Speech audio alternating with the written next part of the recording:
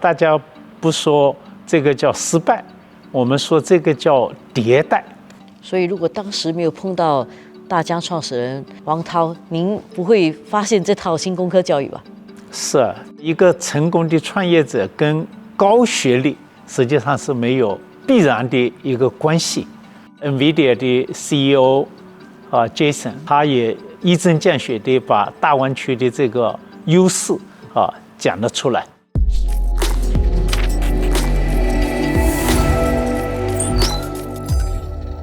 从无人机到口袋相机，大疆 DJI 的产品早已飞向全球。然而，创始人汪涛求学时期设计的无人机在关键时刻失灵，毕业作品只得 C， 在创新道路上算是一次失败。这个关键时刻，李泽湘教授却看到了他的创新力，在技术、人才和寻找资金方面给予极大的帮助，才一步一步成就今天的大疆。李泽湘也从汪涛身上探索出一套全新的工科教育模式，让科技创新不再靠偶然，而是能够被批量生产、持续孵化。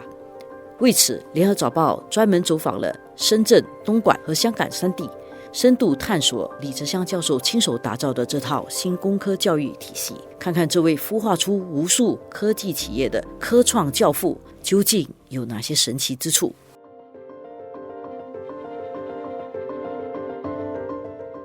想请你给我们介绍一下这个您的新工科教育的理念和框架。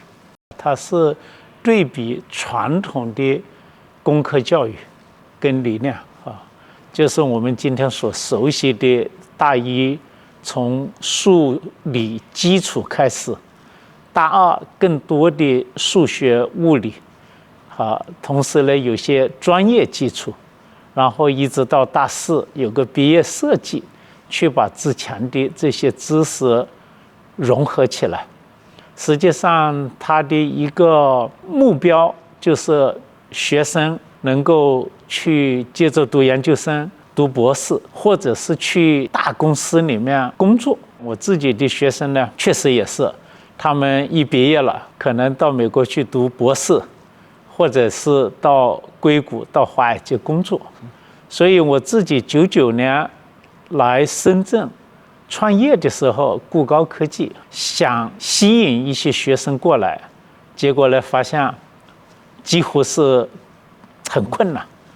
一个改变呢，就是这个在港科大的时候那个机器人比赛，通过这个比赛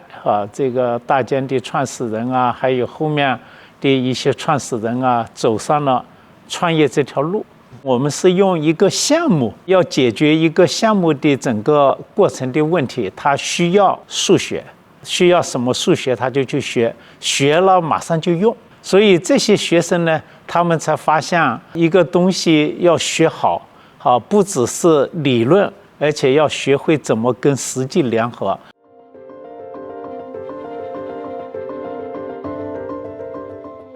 新工科教育还有一个就是3句话嘛，一地、一校、一平台。我在很多介绍里面都看到这个一地，我觉得就是这个地方的政府必须大力的支持。对，您怎么说服政府拨出这样的地跟这样的起始投资的这笔钱？对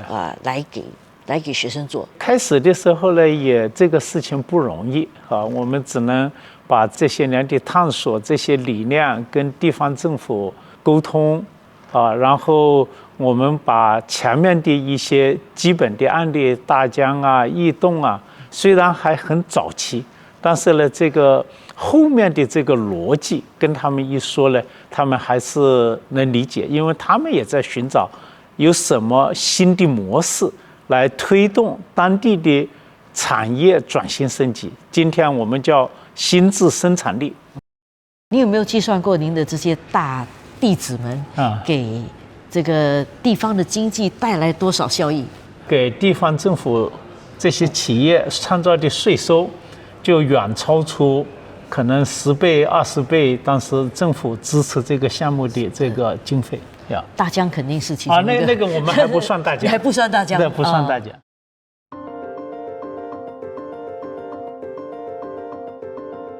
我们跟当地学校合作，是吧？他每个学校呢要做个这个全新机制的2级学院，它跟原来的体系呢要完全能够相对独立开来。然后大一的学生我们进行选拔，他自己报名，我们要选拔一些有这些特征的年轻人。整个4年的培养方式都用这个项目制的课程，把设计思维啦，然后一个一个项目把数学、物理这些的学习融合起来，然后等到他毕业设计的时候，这个就他走向创业的第一个台阶。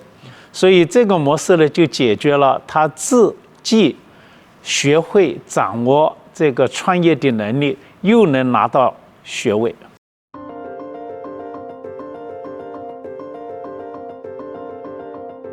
这个新工科教育啊，是要学生发现问题，对，不是像过去的解决问题。对，我现在觉得在 AI 时代里面，这个特别管用。现在 AI 已经能够解决一般博士生的问题了。这样，如果解决问题还由人类来做的话，那很快就会被 AI 所取代。以前呢，我们的这些课程体系只强调分析问题跟解决问题能力的训练，而且问题来源在哪里呢？一般都是老师给学生题目，是吧？这个大疆的创始人是第一个毕业设计的时候自己提出问题，所以这一点呢是给我们印象非常的深刻。所以新工科教育就是有很重要一个环节是发现和定义问题，而且这个问题不只是有社会价值，而且还能够有商业价值，能够落地。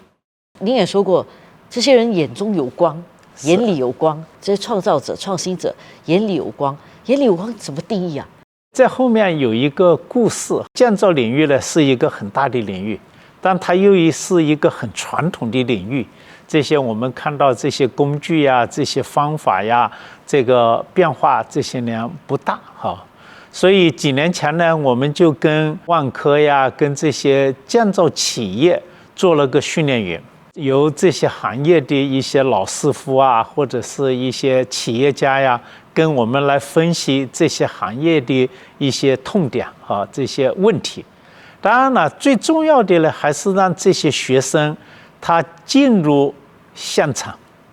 就像你的采访一样，他们要到工地上去工作个1个月甚至2个月所以呢，他们进工地之前，我们说白白胖胖，这个从工地里出来2个月后又黑又瘦，但是呢眼睛发光，就说明他找到了好的问题，真实的问题，他对下一步怎么走心里面有底了。对，你看这边你到那个基地易动科技，也就是汪涛的师弟，对吧？也都是通过机器人比赛，是吧？然后走上这一步现在出货量全球第一，全球第一。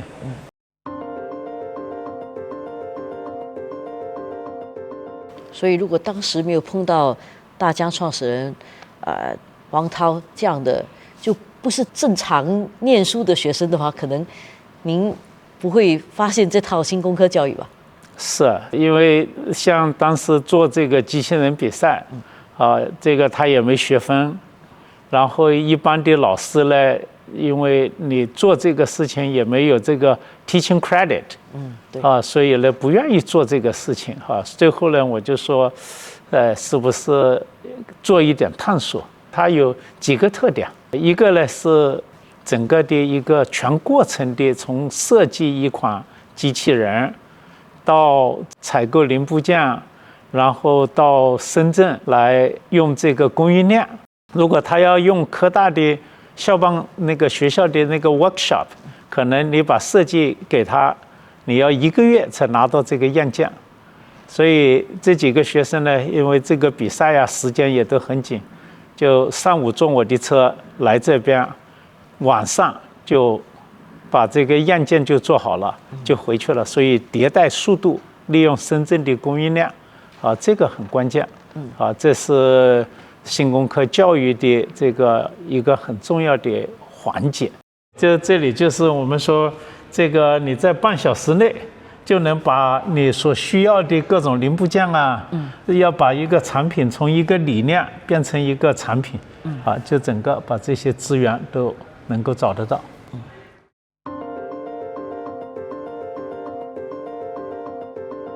中国这里有个很大很强的优势，像您说的供应链是一个很强的优势，所以像您的这个新工科教育，还有鼓励创业的这个模式，是不是能够复制到其他地方去？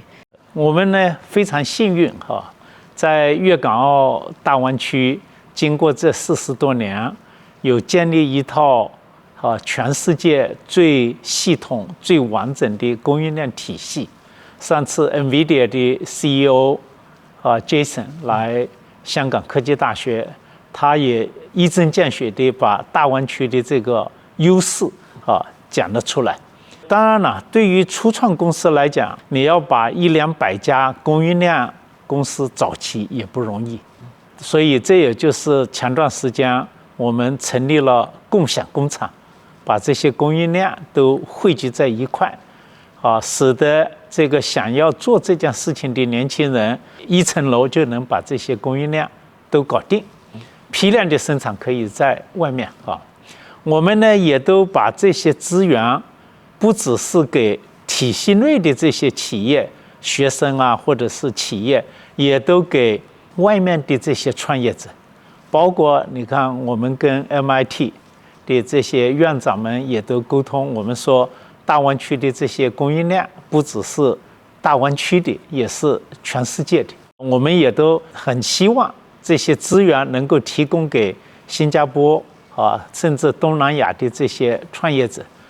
从这里到这里，淘汰率多高？目前来讲呢，这个我们的数据呢，基本上能够有个60%以上，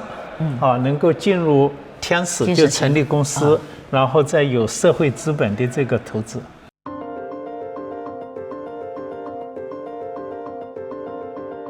我在这边看到的很多都是年轻人，当他的一个创业点子碰到失败的时候，你会碰到很沮丧的学生，然后你怎么去安慰他们，或者怎么去鼓励他们吗？是我们呢，在这里呢，你就发现大家不说这个叫失败，我们说这个叫迭代。就是你这个一个好的产品最终出来都需要10次、100次的迭代。我们也都经常说戴森的故事，没有5000多次的迭代，你做不出来一个爆款的产品。当然这些年我们经过探索这个迭代的这个次数啊、效率啊，比以前都好很多。但是呢，这个前面的这个探索是后面的成功的一个很重要的基础。所以这种环境这些例子多了，大家就对这件事情的这个心态就不一样了。我们说不只是学院派的创业者，还有草根的创业者，他第一个项目跟他最后做成的那个项目实际上是关联不大。就是你说开始我想做 A， 但最后让他做成的是 B 或者 Z。所以这就要求他在这个过程中、探索过程中呢，不断地去学习，去发现更有价值、更有意义的这个问题，一直到把这个问题这个变成产品，进入到市场被这个客户完全的接受。所以创业本身也是一个更是一个终身学习的过程。是的。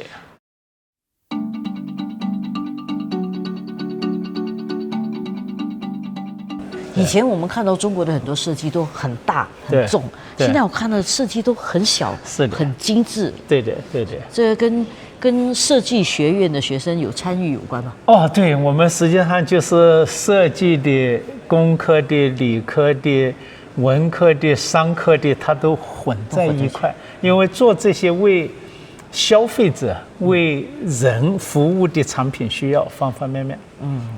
我觉得这个教育其实也适合用在文科跟社科。是大家学语文那么痛苦，其实把语文变成一个可以应用的话，那反而其实就好学了。是的，你这个非常非常的这个好的一个问题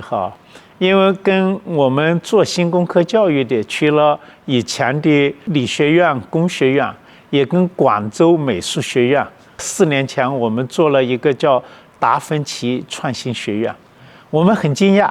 是吧？因为美术学院你都知道是搞设计的，结果发现这个我们说有一个核心指标，就是创业浓度来评估这个新工科教育到底做得咋样。这个指标呢，就是学生毕业了，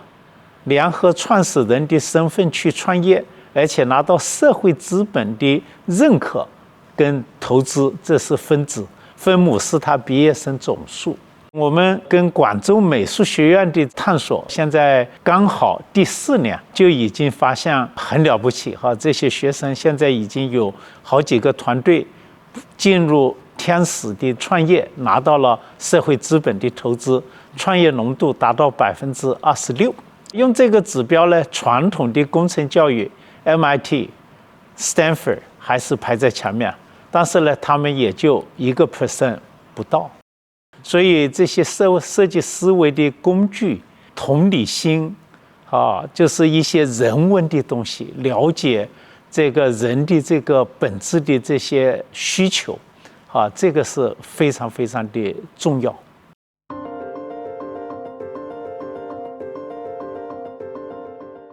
您认为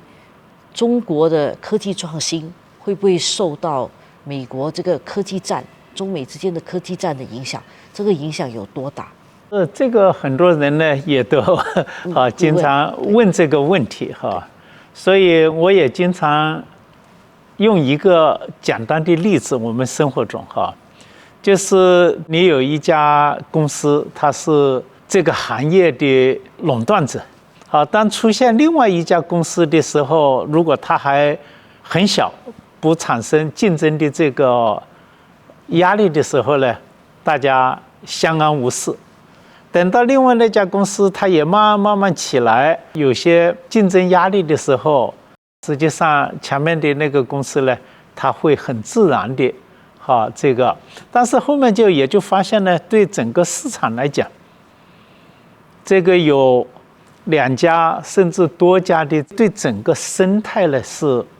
有好处的。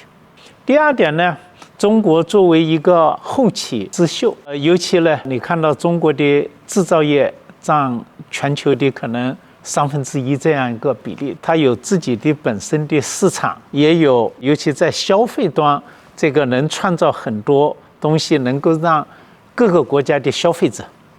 是吧？他都能够享受中国发展带来的这个优势，就是大家这些新东西也给美国的消费者带来很多好处，大家慢慢的习惯。美国有很多非常了不起的这个创新，是吧？中国也有中国的这个特点的这个创新，实际上这2者的起来，对全世界的这个消费者都是巨大的利好。对。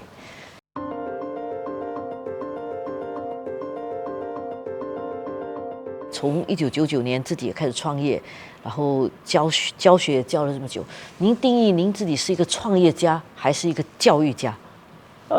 我就是个老师。老师呢，你就得不断的去这个总结梳理原来这些学生这些课程到底是不是能够跟得上时代的这个要求，然后甚至在某些方面你还要有所突破。因为我们老师最好的产品就是学生，学生怎么能够比现在这个更成功，他们的这个未来的这个发展，实际上更多的关注不只说是他就那个阶段，是吧？这个大学阶段，实际上是他的一辈子的后面的整个职业发展，实际上这个从更长的维度来看，这个老师应该做些什么东西。